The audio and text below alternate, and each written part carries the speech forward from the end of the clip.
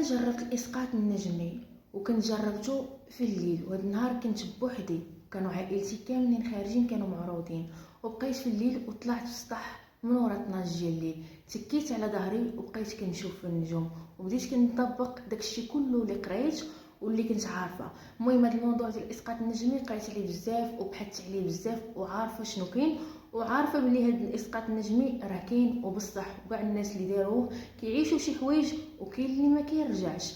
انا خديت قرار وكنت عارفه يا غادي نرجع يا ما غاديش نرجع، واللي غيوقع يوقع. المهم ديك الليله طلعت السطح فرشت فيه واتكيت على ظهري وبقيت كنشوف في النجوم. شويه غمضت عيني وبديت كنفكر في داكشي اللي باغا في راسي. يعني في الاسقاط النجمي فاش خاصك تكي على ظهرك خاصك تبداي تفكري في داكشي اللي باغا تعيشي، واش تمشي شي بلاد اخرى، واش تمشي عند شي شخص معين. المهم داكشي اللي في بالك خاصك تبقاي تفكري فيه غير بوحدو. الحوايج باش خاصو يصدق لك هذا الاسقاط النجمي خاصك تكوني في هذه البلاصه بوحدك وما تكونيش خايفه من شي واحد اللي يجي يدخل عليك البيت ولا يشوفك ولا مستريسيه ولا كتسمعي الصداع على برا ولا خارج البيت. خاصك تكوني بوحدك ويكون ثقيل وما تكوني لا مستريسيه، ما كتفكري في حتى شي حاجه، ما شاغل بالك حتى شي حاجه، وتكوني مهدنه. المهم كاينين بزاف ديال الامور انا ذكرت لكم غير شويه، اما بغيت ندير لكم فيديو ونشرح لكم بالضبط على اسقاط نجمي خليو لي الكومونتير ونقول لكم. المهم كيف ما قلت لكم تكيت على ظهري وبقيت كنشوف في النجوم، وانا كنت كنبغي واحد الدري، وهاد الدري ما بقاش كيهضر معايا لمده شهر، وقلت هادشي غادي نديرو في بالي وغادي نفكر فيه باش فاش يصدق لي هاد الاسقاط النجمي انا نمشي عنده. يعني الروح ديالي غتمشي عنده في مكان في دارهم خارج وغادي تمشي حتى لعندو. الهدف ديالي درتو بين عينيا وكليت كنفكر فيه وكنعاود في السميه ديال داك الشخص. يعني هي ماشي ضروري ديري شي شخص، ديري اي بلاصه بغيتي تمشي ليها او اي حاجه طيح في بالك، ولكن خاصك تركزي معاها وفي نفس الوقت بقيتي تعاودي بزاف ديال الحاجات تبقاي تقوليهم وديري داكشي قدام عينك وبحال راك عايشه داكشي، ماشي غير متكيه وكتفكري، نو بحال عايشاه. المهم انا كنوصل لكم غير الفكره، اما هادشي راه صعيب بزاف باش تطبقيه وفيه بزاف ديال المراحل. الهدف اللي درتو قدام عينيا حتى شي حاجه ما بقات شاغلاني، بديت كنحس براسي كنترخى وكنفكر غير في داكشي اللي باغا نشوفو او نمشي ليه، ما كنسمع حتى شي حاجه من غير ثقيل، وبديت كنحس براسي طايره في السما. هذيك الساعه فاش بديت كنحس راسي طايره في السما ما بقيتش قادره نتحكم في راسي، ما بقيتش حاسبه حتى الوقت شحال فاش بقيت مغمضه عيني وبقيت كنقرا في داكشي وبقيت كنعاود في نفس الجمله او نفس السميه عاوتاني حتى ترخيت وحسيت براسي طايره في السما وما بقيتش قادره نتحكم في راسي. شويه كنشوف راسي انا في دار الدري، في دار الدري اللي كنت كنفكر فيه فاش كنت كندير الاسقاط النجمي. داخل لدارهم هو متكي في بيتو، انا كندور في الدار، طلعت الفوق ما لقيتوش، وانا نهبط لتحت حليت تاع البيبان كندخل. البيت الاول لقيت مو وباه ناعسين، الكوزينه كانت خاويه، اختو جالسه في الصاله طافيه الضو كتفرج. حليت البيت الثالث وانا نلقاه متكي وكيتفرج وشاد التليفون مكونيكطي.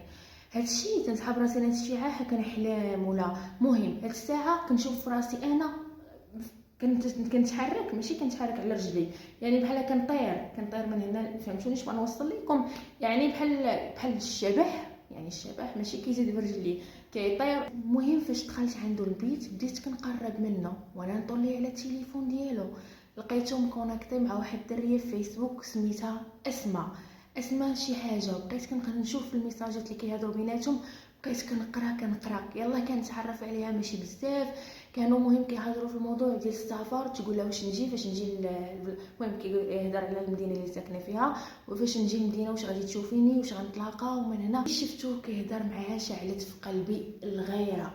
شويه وانا نبقى نشوف في الميساجات ولقيتو كاتب ليها انا كنت مع واحد البنت وتخاصمت معاها دابا شهر وحنا مفارقين، ولكن انا بغيت نحبس معاها في خطره واحده ولكن ما عرفتش علاش كتبقى طيح في بالي بزاف وباغي ننساها الصراحه. فاش شفت هذا الميساج عرفتو كيفكر فيا ومازال باغيني. وهي تبقى تقول لي وهاد الدريه ملي كتفكر فيها راك مازال كتبغيها، علاش كتهضر معايا انا؟ هو يقول لها انا ما كنتش كنبغيها، انا كنت غير مولفه وكنخرج معاها وكلشي، ولكن ما عرفتش شنو وقع ليا. طاحت بين عينيا وما كرهتش نشوفها ولا نمشي نهضر معاها، ولكن هي مبلوكياني من الواتساب. تقولي صيفط لها في شي بلاصه واحده اخرى راه تجاوبك ولا صوني لها ابل عاديه، ويقول لها والله ما كرهت ما عرفت شنو ندير، شعلت في قلبي العافيه من جهتها. وانا نقرب ليه وانا نحط ايدي على قلبه ويهز التليفون ولا كيصوني عليا، بقى كيصوني ابل الاولى الثانيه الثالثه، ولا كيكتب في الميساجات عاديين حيت كنت مبلوكيه في الواتساب، بقى يقول عافاك غير جاوبيني، بغيت نهضر معاك ضروري عندنا واحد الحاجه ضروريه خاصنا نهضروا فيها عيجوبي. المهم بقى كيكتب لي بحال هاد الميساجات وانا كنشوف فيه كيكتب في الميساجات ليا. بقيت واقفه حدا راسو وكنشوف كيصوني عليا وانا عاجبني الحال، كنشوف فيه شاعله فيه العافيه كيجلس وكيتكا وكيصوني وكيرسل الميساجات، العافيه شاعله في داك الدري باغي يهضر معايا. شويه ملي كنت كنشوف فيه وهي تجيني واحد الضبابه على عينيا وديك الضبابه بحال كنشوف شي حاجه بيضاء. المهم كنحس براسي طايره في السماء وكنشوف غير الضبابه، يعني شي حاجه محطوطه لي على عينيا كيبان لي غير البيوضيه، وكنحس براسي غنتخبط مع الارض ولا غنتخبط مع شي حاجه، يعني غادا بواحد السرعه في السماء او غادا طايره. كنحس براسي وانا مستوعبه شنو واقع، بغيت نحاول نرجع الروح ديالي الجسد ديالي ولكن والو، حاولت نقرا على راسي نقرا عليا ولكن بدون جدوى، كنقرا وكل شيء وليت غير كنغوت وكنبكي ووليت كنطلب الله، كنقول يا ربي غير هذه المره نرجع في حالي، عمري ما نعاود عمري ما ندير شي حاجه بحال ما هكا شويه وانا نقرا القران. حسيت براسي تهزيت حتى للسما وتخبطت مع الارض وحليت عينيا لقيت راسي كنشوف في النجوم، عاد هزيت طلعت النفس وهبطتها وانا نشوف هنا وانا نشوف هنا، لقيت راسي في السطحنه وفي البلاصه فين كنت فيها في الاول. قلت الحمد لله ولقيت دموعي نازلين، وهذا الشيء اللي عشت عمري ما ننساه، هذا الشيء اللي عشت حقيقي وجربته، والناس اللي مفيتين مجربين الاسقاط النجمي او قارين عليه ودايرين عليه بحوث غيعرفوا هذا الشيء، وبزاف ديال الناس عاشوا بزاف ديال الناس كاع ما رجعوا.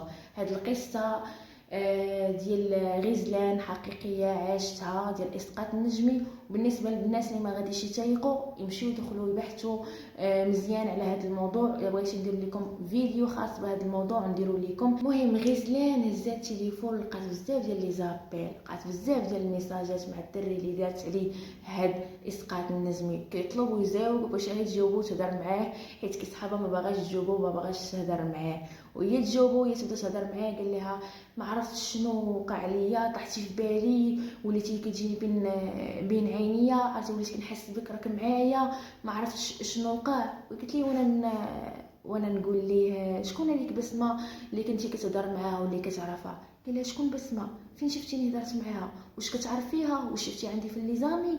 ويبدا يسكريني هي الهضره اللي بينه وبين اسماء، وكيرسل ليا كيقول لي ما بيناتنا انا وياه حتى شي حاجه، يلاه تعرفت عليها حيت كنت تخاصمنا وكان عندي واحد الفراغ وكنت باغي نعمر بلاصتك، ولكن انا ما قدرتش نساك ومن هنا ومن هنا وديك الهضره. وانا كنشوف السكرين وكنتعجب على بالي انا فاش فقت وتخبطت من السما الارض وفقت، قلت واقيلا داكشي كامل غير حلمه كنحلم. ولكن فاش هزيت التليفون لقيت بزاف ديال لي زابيل والميساجات اللي كنت فاش كنت حدا راسو كنقراهم، فاش وليت كنت كنقرا في الميساجات بينه وبين اسماء، داكشي نفسه كله اللي سكرينا ليا واللي رسل ليا. هذه هي القصه ديال غزلان جات تشاركها معكم اليوم، قصه حقيقيه باش تكونوا عارفين وعاشتها وبالتجربه. المهم غزلان عندها تجربه في هذا الشيء، ماشي عندها ولكن قاريه على هذا الموضوع، دايره بحوث بزاف، قاريه بزاف ديال الكتوبه، يعني خدات بزاف ديال الافكار وعات بهذا الموضوع عاده جرباته، داكشي اللي صدق عليها.